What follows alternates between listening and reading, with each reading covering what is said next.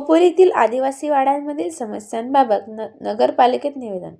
खोपोली शहरातील विविध आदिवासी वाड्यांमधील समस्या सोडवण्यासाठी आज दिनांक 24 फेब्रुवारी 2026 रोजी खोपोली नगरपालिकेत निवेदन सादर करण्यात आले. या निवेदनात नमूद करण्यात आले की खोपोली शहरातील अनेक आदिवासी वाड्यांमध्ये राहणाऱ्या नागरिकांना पिण्याचे पाणी, आरोग्य सेवा, शिक्षण, वीज, रस्ते व वाहतूक अशा मूलभूत सुविधांचा अभाव आहे. तसेच जातीचा दाखला व इतर शासकीय कागदपत्रे मिळवताना मोठ्या अडचणींना सामोरे जावे लागत असून अनेक नागरिक शासकीय योजनांच्या लाभापासून वंचित राहिले आहेत.